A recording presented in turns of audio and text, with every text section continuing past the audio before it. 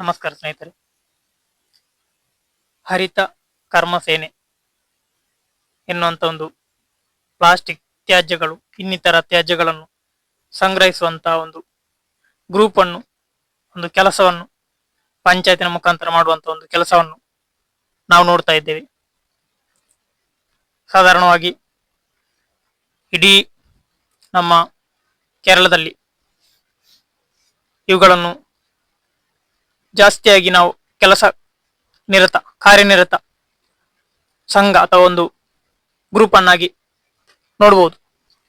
ಮುಖ್ಯವಾಗಿ ಮಹಿಳೆಯರು ಜಾಸ್ತಿ ಇದರಲ್ಲಿದ್ದಾರೆ.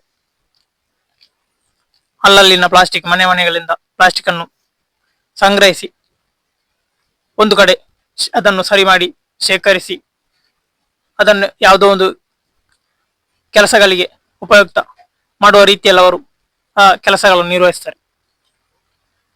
ಇತ್ತೀಚೆಗೆ ಕೆಲಸ ಕಡೆ ಈ ಕೆಲಸದಿಂದಲೇ ಅನೇಕ ರೀತಿಯ ಸಮಸ್ಯೆಗಳು ಬಂದಿದೆ ಎನ್ನುವುದರಲ್ಲಿ ತೊಂದರೆ ಇಲ್ಲ. ಒಂದು ಕಡೆ ಸಹಾಯ ಆದರೆ ಇನ್ನೊಂದು ಕಡೆ ತೊಂದರೆ ಕೂಡ ಆಗಿದೆ. ಕೆಲವು ಕಡೆ ಅವರು ಬರೇ ಹಣವನ್ನು ತಕೊಂಡು ಹೋಗಿ ಆ ತ್ಯಾಜ್ಯಗಳನ್ನು ಅಲ್ಲಲ್ಲೇ ಬಿಟ್ಟು ಹೋಗುವುದು, ಅದು ಮತ್ತೆ ನಾಯಿಗಳು ಪರಚಡಿ ಅದನ್ನು ಎಲ್ಲೆಲ್ಲೂ ಬಿಸಾಡಿ ಅದು ರೋಡು ಮಾರ್ಗ ತುಂಬಾ ಚೆಲ್ಲಪಿಲ್ಲಿಯಾಗಿ ಕೊನೆಗೆ ಅವರು ಅದನ್ನು ಮುಟ್ಟದೆ ಅವರು ಹಾಗೆ ಬಿಟ್ಟು ಹೋಗುವುದನ್ನು ನಾವು ನೋಡಿದ್ದೇವೆ. ಶೇಖರಿಸಿಟ್ಟಂತ ಸ್ಥಳಗಳಲ್ಲಿ ಅಲ್ಲೇ ಬಾಕಿಯಾಗಿದ್ದನ್ನು ಕೂಡ ನಾವು ನೋಡಿದ್ದೇವೆ. ಎಲ್ಲೆಲ್ಲೊಂದು ಕೊಂಡೋಗಿ ಒಂದು ಸ್ಥಳದಲ್ಲಿ ಅವರು ಅದನ್ನು ಸೆಪರೇಟ್ ಮಾಡ್ತಾರೆ. ಅಂತ ಸ್ಥಳಗಳಲ್ಲಿ ಕೆಲವು ಕಡೆ ಅಲ್ಲಲ್ಲೇ ಬಾಕಿ ಆಗ್ತದೆ, ಬೇಡದನ್ನು ಅಲ್ಲೇ ಬಿಸಾಡ್ತಾರೆ. ಈ ರೀತಿ ಎಲ್ಲ ಮಾಡುವುದನ್ನು ನಾವು ನೋಡಿದ್ದೇವೆ, ಕೇಳಿದ್ದೇವೆ. ಈಗಿರುವಂತ ಸಂದರ್ಭದಲ್ಲಿ ಒಂದೊಳ್ಳೆ ಕೆಲಸ ಆಗಿರ್ಬೋದು, ಆದರೆ ಅವರಿಗೆ ಕೊಡಬೇಕಾದಂತ ಒಂದು ರೀತಿ ತುಂಬಾ ಬೇಸರ ಆಗಿರ್ಬೋದು. ಅದನ್ನು ಕ್ಲೀನ್ ಮಾಡಿ, ಅದನ್ನು ಸ್ವಚ್ಛ ಮಾಡಿ, ಬಿಸಿ ಮಾಡಿ, ಒಳ್ಳೆ ಡ್ರೈ ಆಗಿರ್ಬೇಕು, ಒಣಗಿರ್ಬೇಕು. ಅದು ಹಸಿ ಕಸ ಆಗುದಿಲ್ಲ ಅವರಿಗೆ. ಇವುಗಳದ್ದು ಒಂದು ತೊಂದರೆ ಉಂಟು. ಇಂಥ ಹಸಿ ಕಸಗಳನ್ನೆಲ್ಲ ಜನರು ರೋಡ್ ಮಧ್ಯೆ ಬಿಸಾಡ್ತಾರೆ. ಇದರಲ್ಲಿ ಅಂಗಡಿಗಳಿಂದ ಎಲ್ಲ ತಕೊಂಡು ಹೋಗಿ ಅವರಿಗೆ ಕೊಡುದು. ಅಂಗಡಿಗಳಲ್ಲಿ ಇರುವಂತದ್ದನ್ನು ಅವರು ತಕೊಂಡು ಹೋಗ್ತಾರೆ, ಆದ್ರೆ ಅವರು ಹಣ ಕೊಡದೆ ಅವರು ತಕೊಂಡು ಹೋಗುದಿಲ್ಲ. ಆದ ಕಾರಣ ಕೆಲವರು ಹಣ ಇಲ್ಲ, ನಾವು ಹಣ ಸುಮ್ಮನೆ ಅವರಿಗೆ ಕೊಡ್ಬೇಕಂತ ಹೇಳಿ ಆ ಕಸವನ್ನು ರೋಡಿನ ಮಧ್ಯೆ ಬಿಸಾಡುವುದನ್ನು ನಾವು ಇನ್ನೂ ಕೂಡ ನೋಡ್ತಾ ಇದ್ದೇವೆ. ಈ ರೋಡಿನ ಮಧ್ಯೆ ಬಿಸಾಡುವಂತ ಪ್ಲಾಸ್ಟಿಕ್ ಆಗಿರ್ಬೋದು, ಕಸಗಳಾಗಿರ್ಬೋದು, ಅದನ್ನು ನಿಲ್ಲಿಸಲಿಕ್ಕೋಸ್ಕರ ಈ ಒಂದು ಕಾರ್ಯವನ್ನು ಮಾಡಿದ್ದು.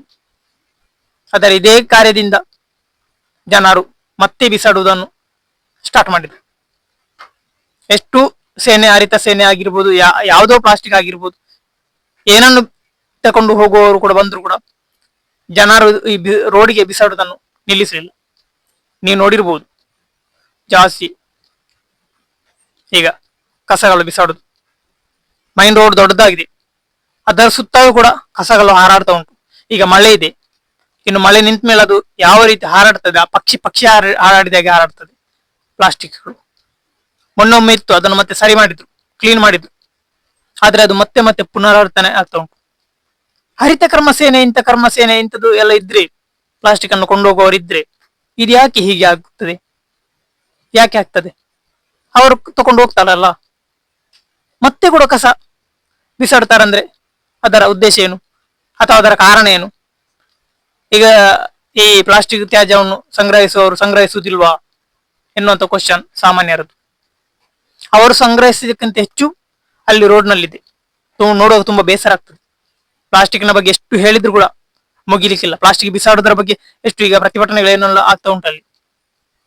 ಪಂಚಾಯತಿನ ಅಧಿಕಾರಿಗಳ ಏನೋ ನಿರ್ಲಕ್ಷ್ಯ, ಅದು ಬೇರೆ ವಿಷಯ. ಈ ಪ್ಲಾಸ್ಟಿಕ್ನದ್ದು ಅದೇ ರೀತಿ. ಈ 50 ರೂಪಾಯಿ ತಕೊಂಡು ಏನ್ ಮಾಡ್ತಾರೆ? ಅವರಿಗೆ ಸಂಬಳ ಕೊಡ್ತಾರ? ಪಂಚಾಯತ್ನವರು ತಕೊಳ್ತಾರ? ಗೌರ್ಮೆಂಟ್ ತಕೊಳ್ತದ? ಅದಕ್ಕೆ ಏನು ಗೊತ್ತಿಲ್ಲ ಏನಂತ. ಅದನ್ನು ಹಣ ಕೊಡದಿದ್ರೆ, ಅವರಿಗೆ 50 ರೂಪಾಯಿ ಕೊಡದಿದ್ರೆ ನಾವು ತೆರಿಗೆ ಹಾಕ್ತೇವೆ, ಟ್ಯಾಕ್ಸ್ ಹಾಕ್ತೇವೆ, ಫೈನ್ ಹಾಕ್ತೇವೆ, ಹಾಗೆ ಮಾಡ್ತೇವೆ, ಜೈಲಿಗೆ ಕಳಿಸ್ತೇವೆ, ಹೀಗೆಲ್ಲ ಅವರು ರೌಡಿಸಂ ಮಾಡೋದನ್ನು ನೋಡಿದ್ದೇವೆ. ಈಗ ಈ ಪ್ಲಾಸ್ಟಿಕ್ ಅನ್ನು, ಈ ರೋಡ್ ಸೈಡ್ ಅಲ್ಲಿ ಇರುವಂತಹ ಪ್ಲಾಸ್ಟಿಕ್ ಅನ್ನು ಅದನ್ನೆಂತ ಮಾಡುದು? ನಾನು ಹೇಳುದೇನೆಂದ್ರೆ, ಈ ರೋಡ್ನಲ್ಲಿ ಬಿಸಾಡುವಂತ ಒಂದು ಪೆಟ್ಟಿಗೆ ತರ ಒಂದು ಮಾಡಬೇಕು. ಎಲ್ಲಿ ಬಿಸಾಡ್ತಾರೆ ಅಲ್ಲಿ, ಅಲ್ಲಿಂದಲೇ ಅವರು ಹರಿತ ಸೇನೆ ಕರ್ಮ ಸೇನೆ ಏನು ಉಂಟಲ್ಲ ಅದರಿಂದಲೇ ಕೊಂಡೋಗಿ ಅವರು ಅಲ್ಲಿ ಕೊಂಡೋಗ್ಲಿ, ಅದನ್ನು ಎಲ್ಲಿ ಕೊಂಡೋಗ್ತಾರೆ ಅಲ್ಲಿ ಕೊಂಡೋಗ್ಲಿ, ಮನೆ ಮನೆಗೆ ಬರೋದಕ್ಕಿಂತ ಇದೊಂದು ಒಳ್ಳೆ ಉಪಾಯ. ಹಾಗಾದ್ರೆ ಅಲ್ಲಿ ಬಿಸಾಡುವವರೆಲ್ಲ ಒಂದೇ ಸ್ಥಳದಲ್ಲಿ ಬಿಸಾಡ್ತಾರೆ, ಆಮೇಲೆ ಅದರಿಂದ ಅವರು ಇವರು ಸೇನೆಯವರು ಕೊಂಡೋಗ್ತಾರೆ, ಅಲ್ಲಿ ಕ್ಲೀನ್ ಆಗ್ತದೆ, ಒಮ್ಮೆ ಬಿದ್ದು ಕೂಡ ಮತ್ತೆ ಕ್ಲೀನ್ ಆಗ್ತದೆ. ಈಗ ಮನೆ ಮನೆಗೆ ಬಂದು ಸುಮ್ಮನೆ 50 ರೂಪಾಯಿ ತಕೊಂಡು ಹೋಗಿ ಇವರ ಯಾರೋ ತಿಂಗಳಿಗೊಮ್ಮನ ಅಥವಾ ವಾರಕ್ಕೊಮ್ಮೆ 50 ರೂಪಾಯಿ ತಕೊಂಡು ಹೋಗಿ ಕಸ ಅಲ್ಲಿ ಬಿಸಾಡಿದ್ರೆ ಅದರಿಂದ ಏನು ಫಲ? ಯಾವುದು ಖರ್ಚು? ಹಣ ಖರ್ಚ, ಕಸ ಖರ್ಚ? ಅದೆಲ್ಲ ಸಾಮಾನ್ಯರ ಪ್ರಶ್ನೆ, ಅದು ಗೊತ್ತಾಯ್ತಲ್ಲ. ಅದಕ್ಕೋಸ್ಕರ ಈ ಒಂದು ಬಿಸಾಡಿದ ರೋಡಲ್ಲೆಲ್ಲ ಬಿಸಾಡುವಂತ ಕಸಗಳನ್ನು ಹೆಕ್ಕುವಂತ ಏನಾದ್ರೂ ಒಂದು ಕರ್ಮ ಸೇನೆ ಯಾವುದೋ ಒಂದು ಕರ್ಮ ಮಾಡ್ಲಿ ಅವರು, ಅದನ್ನೇ ಯಾಕೆ ಮಾಡುದಿಲ್ಲ? ಅದನ್ನು ಮಾಡ್ಲಿ ಪಂಚಾಯತ್ನವರು.